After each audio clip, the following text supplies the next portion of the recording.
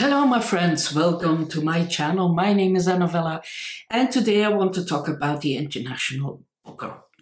Normally I never talk about awards, but this one, Booker, International Booker, it is about translated fiction and that is very close to my heart. These are the ones that I think will be longlisted. So the first up is my work by Olga Raven.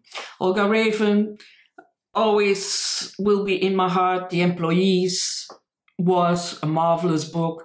And this one, my work, is about Anna, and she just had a baby and she suffers from a postnatal depression.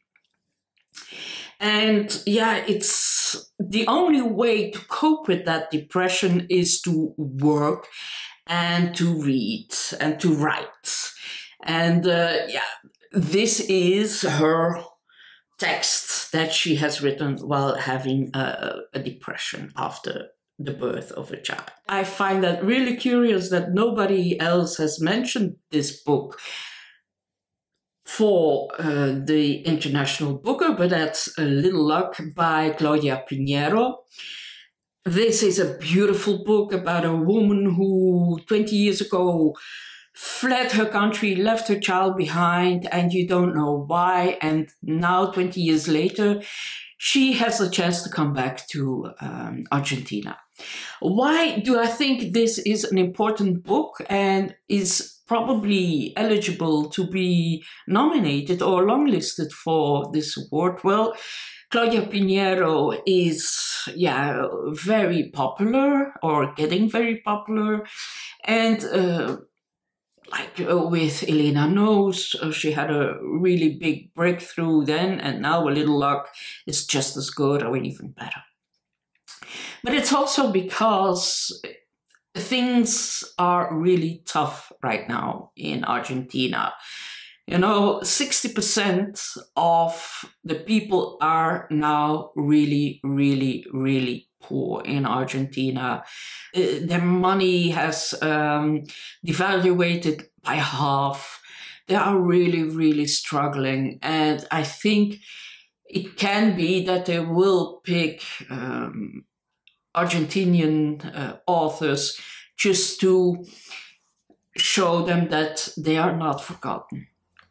Could be, couldn't be. But I think A Little Luck by Claudia Pinheiro, on itself, a marvelous work, has a good chance to be longlisted. And then I thought of Kibongo by Scholastic Mukasonga.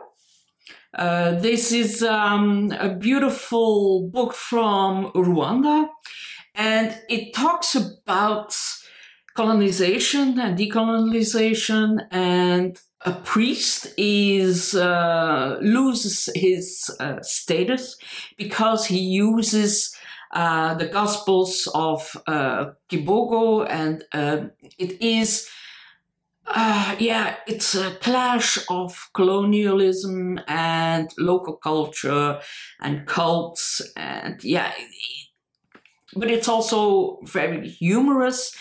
And yeah, it's about mythology, and yeah, I can't wait to read this book, and I think this is very a very interesting book to longlist.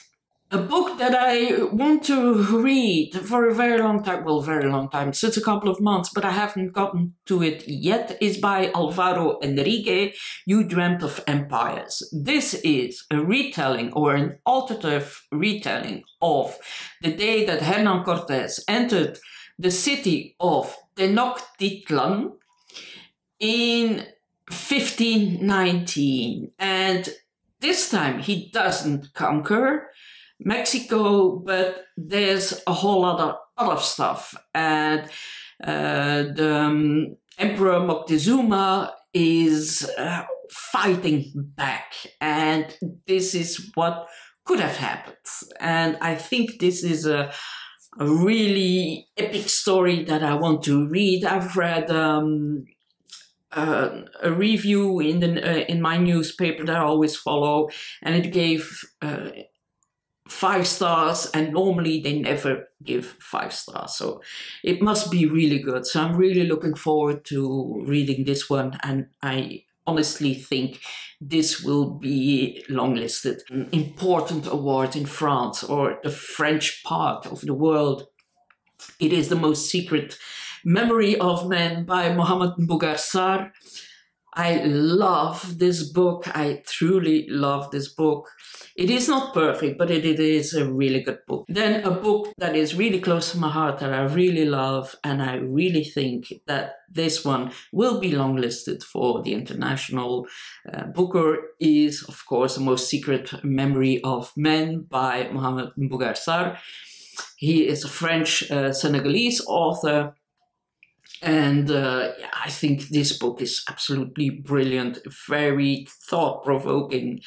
And yeah, it talks about literature. And if something is very important to be eligible for an award, it is talk about literature, talk about the craft. So this is a young man who is a young author, and he's fascinated by a story he heard of that happened a long time ago. An African author brought out the book. It was very successful, but then there were white people who accused him of plagiarism, because it was impossible for an African man to write a book that is that intelligent and literary, so of such a high level.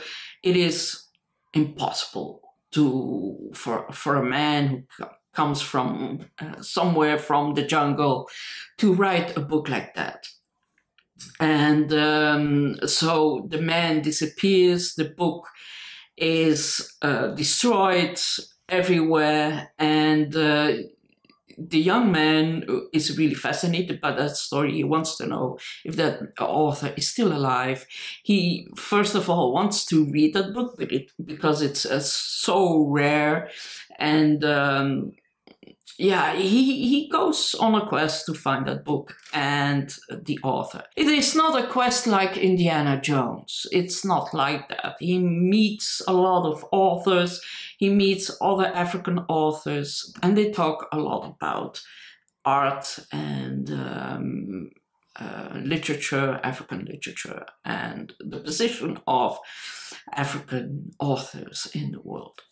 It is a beautiful book. I really loved it. It is a bit cocky. I can assure you that. It's also, yeah, he is very sure of himself as an author, but I really liked it.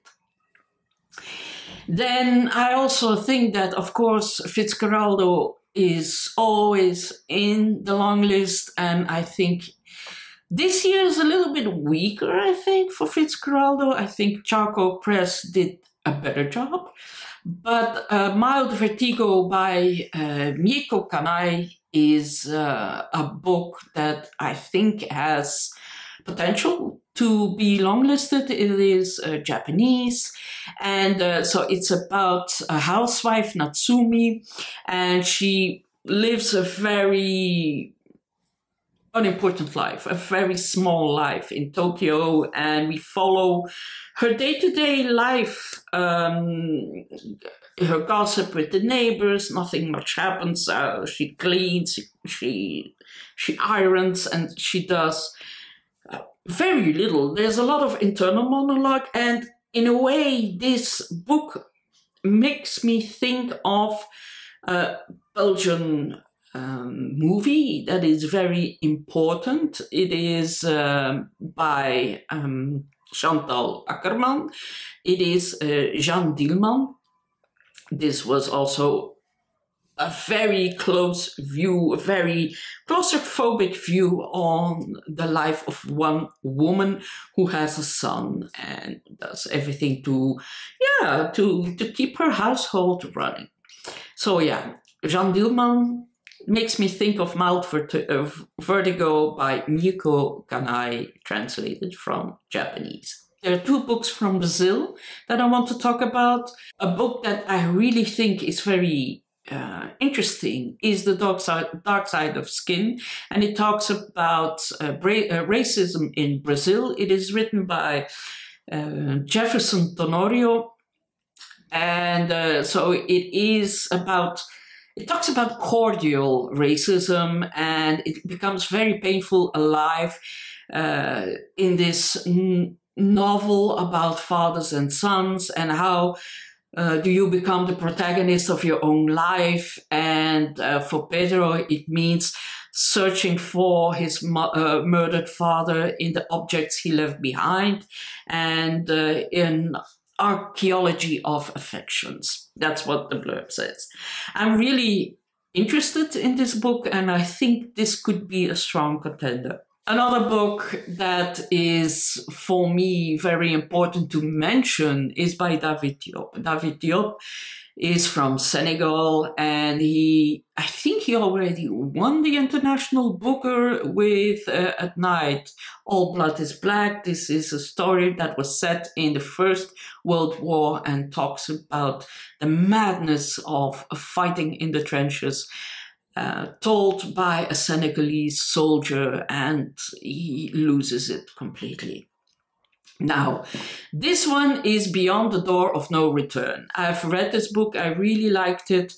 This is a botanist, the story of a botanist, and the story is set in 1806, and the botanist is lying on his deathbed, and he talks about a woman that he knew a very long time ago, a Senegalese woman, Maram. And Maram was a woman who was sold into slavery but managed to escape.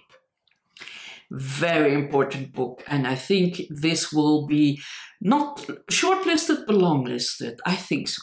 Selva Almada is, I think, an Argentinian author also, and Not a River is the title of that book.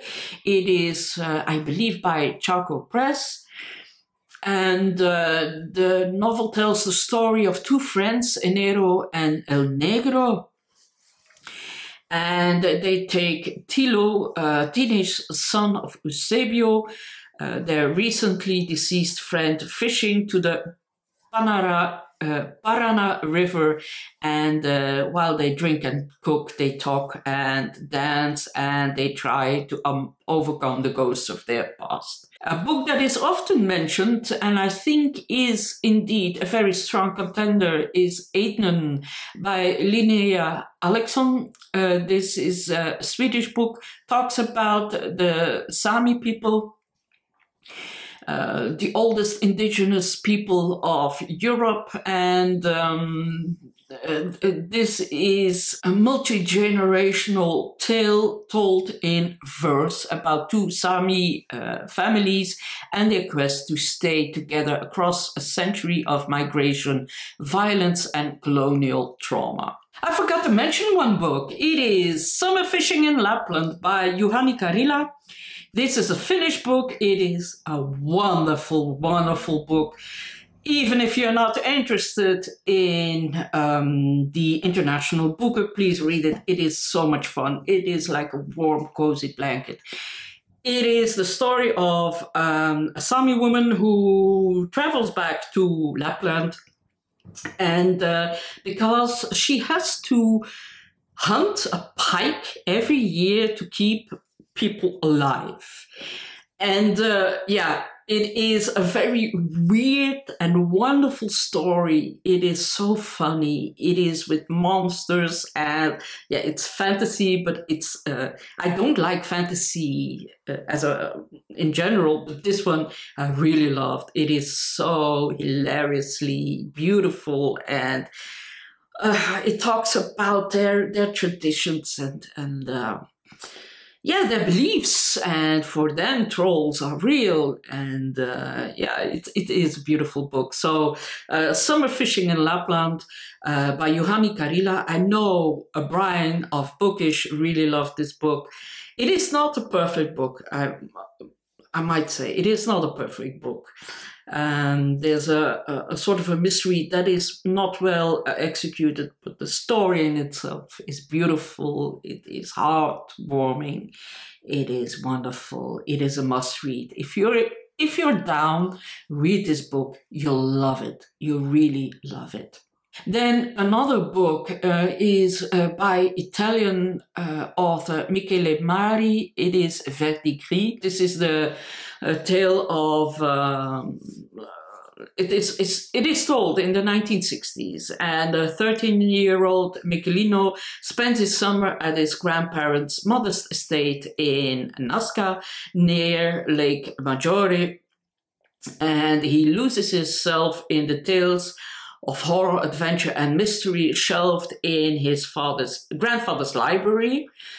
And then, but the greatest mystery is actually that he encounters is the groundkeeper, Felice, who is also a bit terrifying to him, but he has also very important tales to tell. But the man who has a very beautiful dialect, so it is about language, and it is about memories, and it is about storytelling, and about keeping your memory alive, and the stories alive, and culture, and tales alive. So the young man Michelino, he helps the groundskeeper to hold on to his memory, hold on to his past via apps and stuff. And so I think this is also a very good and important book.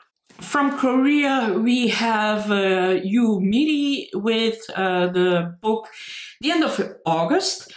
And it is set in 1930s Japanese occupied Korea. And Lee Woo-chol was a running prodigy and a contender for the upcoming Tokyo Olympics. And but he would have had to run under the Japanese flag. And then a century later, his granddaughter is living in Japan and training to run a marathon herself. And then with the help of powerful Korean shamans, she summons the spirit of Lee Woo-chol to be immersed in the memories of her grandfather, his brother Lee Chu-gun, and their neighbor, a young teen who was tricked into becoming a comfort woman for Japanese soldiers. A book that I'm really surprised by that nobody has mentioned yet, or I haven't seen all the videos about the International Booker.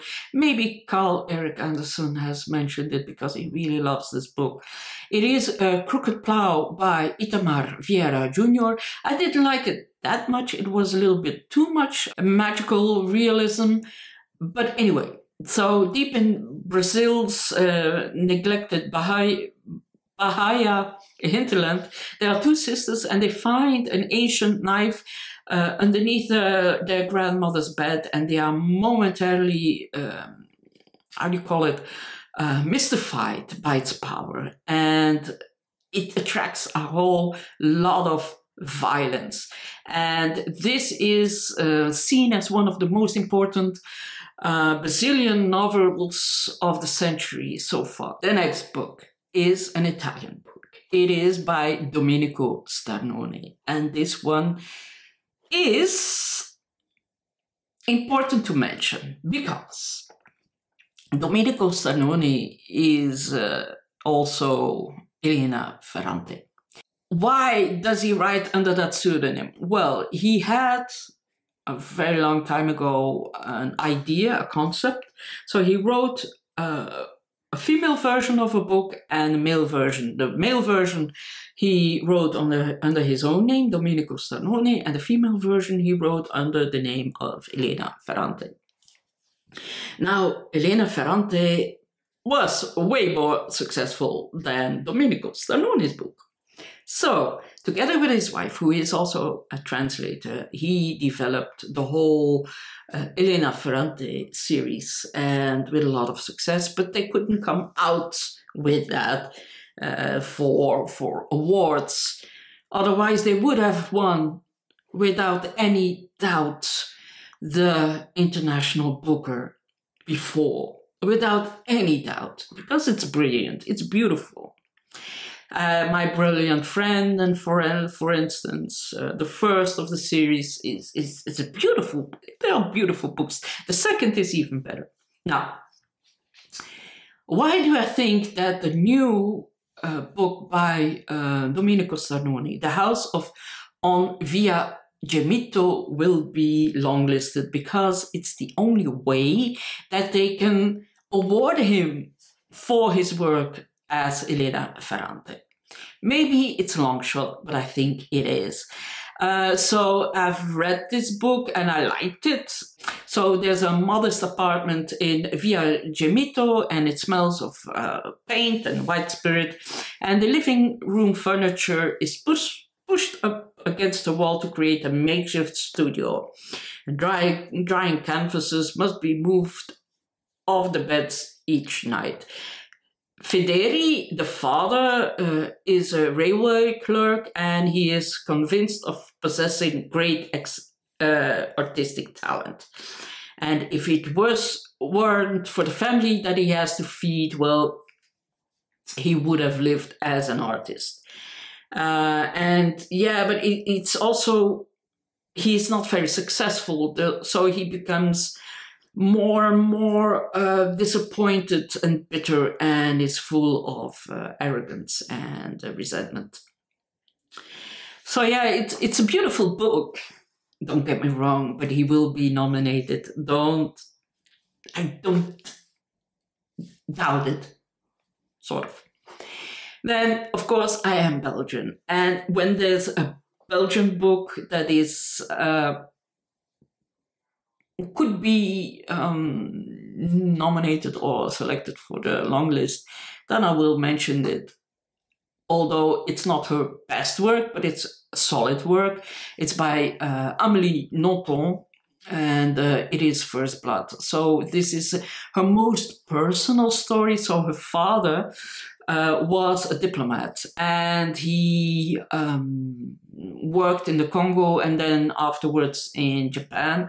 So those are themes that come back very often, but this is the first time that she talks about her father who was in the Congo. And there's a young man who faces a firing squad, and he finds himself as a negotiator for his own life, together with the lives of 1,500 other Congolese citizens. Now, it is not because Amélie Nothomb is Belgian. Oh, yes, it is. But for me, this book could be selected because a lot of things are going on in Congo that doesn't reach the headlines in the world. There's a genocide going on and there are a lot of people being killed. And this could be a very good excuse to talk about the topic of what is going on in Congo. So yeah, that's why First Blood by Amélie Nothomb. Let's go back to France. Edouard Louis. Edouard Louis is a gay author, and he likes to talk about the north of France where he grew up. The north of France is a very impoverished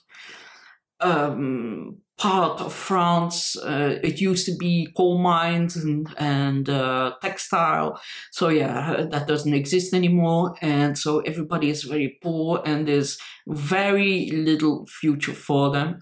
So he always talks, it's an ongoing theme in his works. I always say if you have read one Edouard Louis, you have read them all, which is true. And but yeah, Changer Méthode was Change is now the title of the book, and it talks about his themes as a young man, a vulnerable young man growing up in a violent family with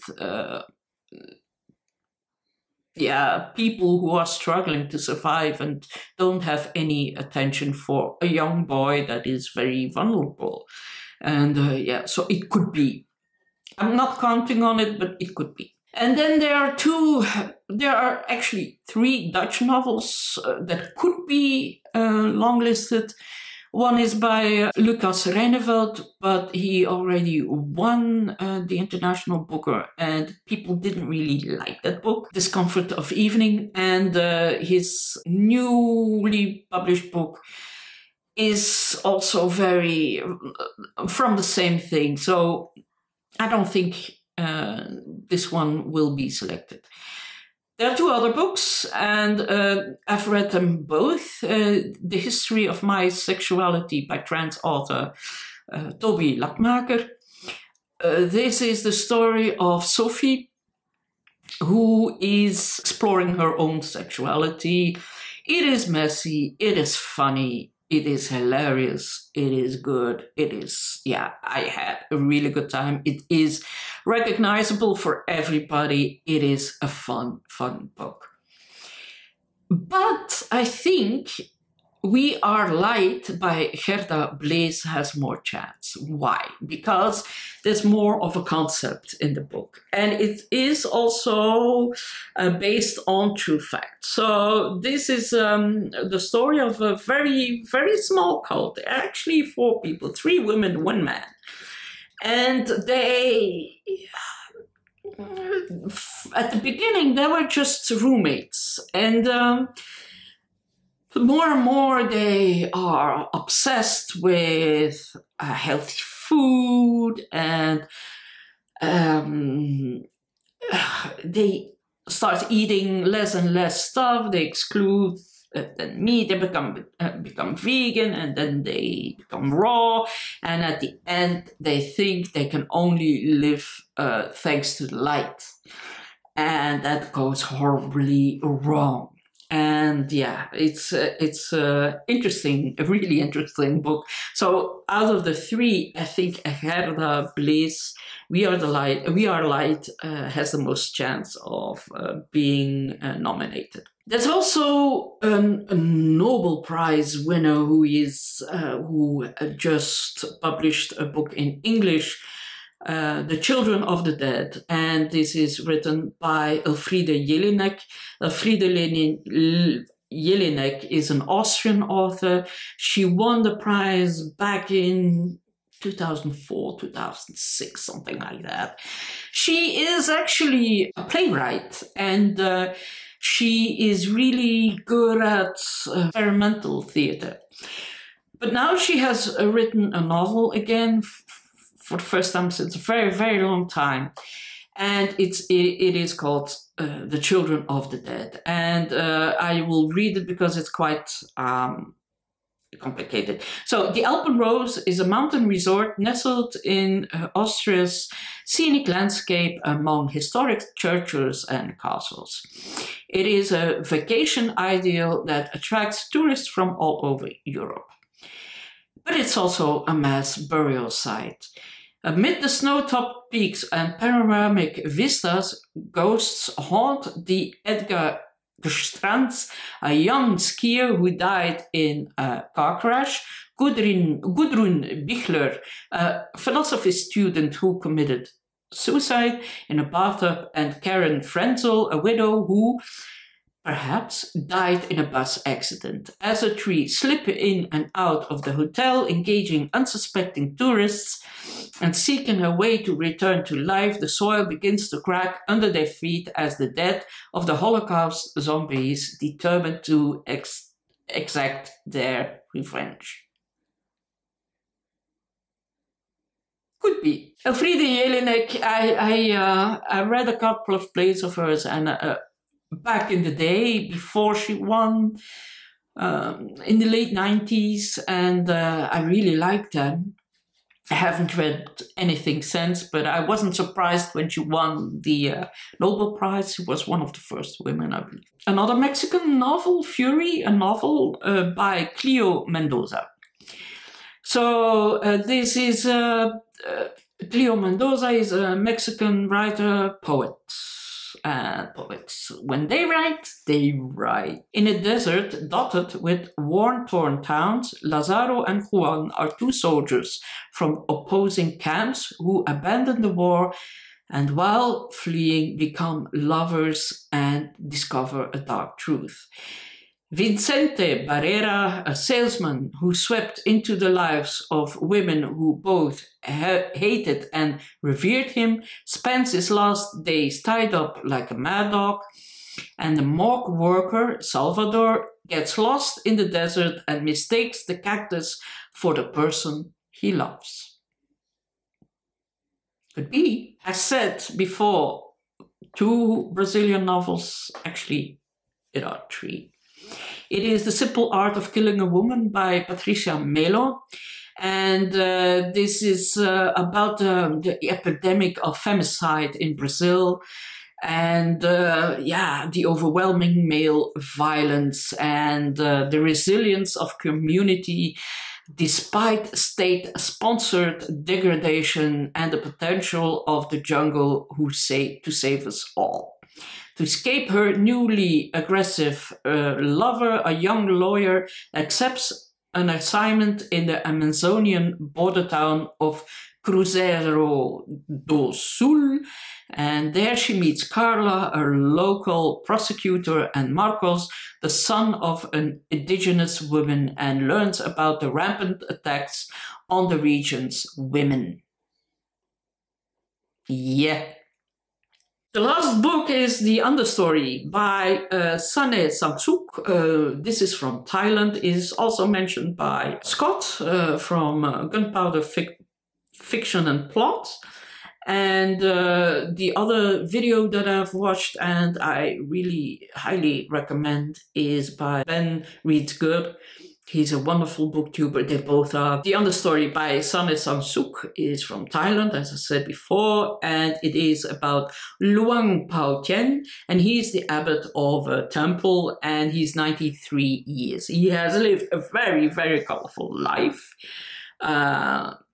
And the thing he loves most is tell stories about his life to the village children each evening. And the stories they love most is the story of the tiger who not only marked the life of the abbot, but also changed the life of the abbot profoundly. So yeah, I think this is also a really strong contender to be longlisted. So yeah, that's it. Let me know if you've liked my list, my selection, and my reasoning behind it. Watch the other 2 videos. They are really good, and they came up with some really good ideas too. So yeah, this is my selection. Thank you for watching, and I hope to see you again. Bye.